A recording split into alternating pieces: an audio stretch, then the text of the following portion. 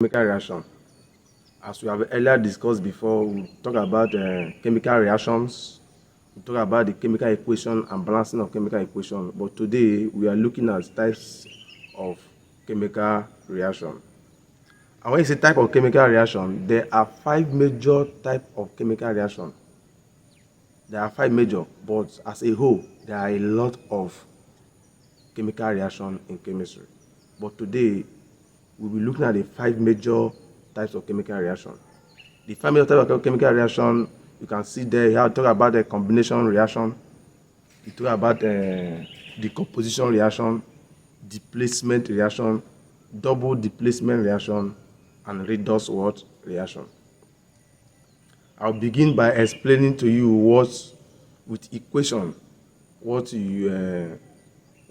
combination reaction is all about. A combination reaction talks about where 2 or more single substances coming together to form what? A compound. Let's say, for instance, you have your alphabet A plus B to give us AB. So A there is a single substance, while B there is also what? A single substance. But when they combine together, by combination, they give us AB. That AB now is also what? A single word compound. Let's use element like hydrogen plus what? Oxygen. Hydrogen is a single element, a single substance, while oxygen is a single word substance. When the both combine together, they form a single compound known as what? Water. Such can be used to explain what? A combination word reaction. So a combination reaction is a type of reaction where 1 or more single word substance come together to form what? A compound. Reactions. We use an element like calcium carbonate to explain what we mean by decomposition reaction. A decomposition reaction normally takes place in the presence of what? Heat. Let's say, for instance, you heat up calcium carbonate. In the presence of heat, it will decompose to calcium oxide and what? CO2, which is known as what? Carbon 4 oxide. So a decomposition reaction talks about a single compound decomposes in the presence of what? Heat, to give us what? To give us more than one what? Compound. Take it for instance, still using a calcium what? Carbonate, that is calcium triisocarbonate 4. When you place it, when it reacts in the presence of heat, it decomposes to give us calcium oxide and what? Carbon 4 what? Oxide. Another good example of a decomposition reaction is let's use water. In the presence of what? Electrolysis, H2O can decompose to give us what? H2 and O what? 2. So water also undergo what? Decomposition what? Reaction. And also another example is silver chloride. In the presence of what? Sunlight, silver can also decompose to give us what? Silver and what?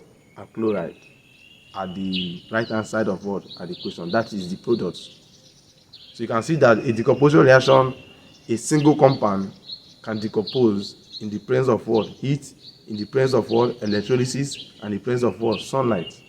And you find that they decompose or they split, giving us different what? Substance at the what? At the product. Now we'll also talk about a displacement reaction. Before we talk about a displacement reaction, we will get to know or understand what we mean by activity series.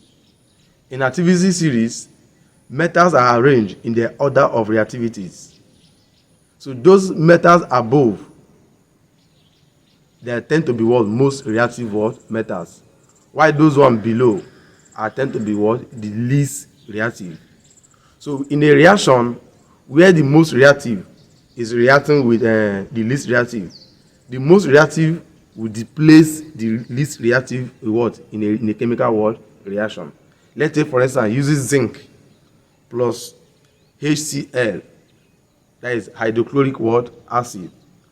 When the both react, looking at the activity series, you find that zinc is above hydrogen in activity what? Series. which means any reaction that involves zinc and hydrogen, zinc will displace what? Hydrogen from the what? Reaction. That is the reason why at the right hand side of the equation, you are having zinc chloride and what? Hydrogen. Showing that zinc is more reactive than what? Hydrogen. That is the reason why zinc was able to displace hydrogen from what? From the reaction. Non-metals in the activity series. What are these non-metals? We talk about the fluorine, the chlorine, the bromine, and what? Iodine.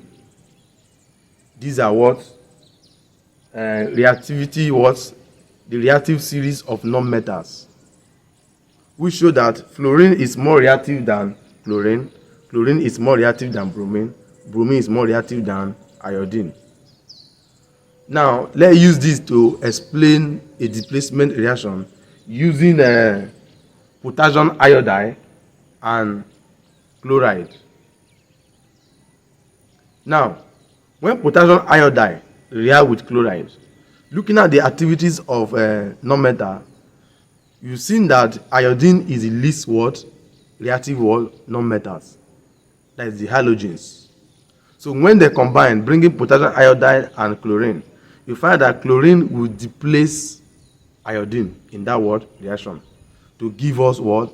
Potassium chloride. So I believe with this brief explanation, you've been able to understand what we mean by a displacement word reaction. It normally takes place with those word reactive metals or reactive word non-metals. So whenever they are reacting, the most reactive one will displace the least word reactive one in what? In a chemical word reaction. I believe understanding this, whenever any chemical equation is given to you to write or to produce the product of a chemical reaction, you'll be able to know how to write a chemical word reaction using this concept I'm explaining to you now. At least, if you have a full understanding, you'll be able to know that potassium iodide and chlorine, looking at the activity series of what? Of non-metal, that chlorine is more reactive than iodine, which means chlorine would take place of what? Iodine in that reaction. Means that chlorine would displace iodine to give us potassium chloride and what? Iodine. So having this understanding, you will know how to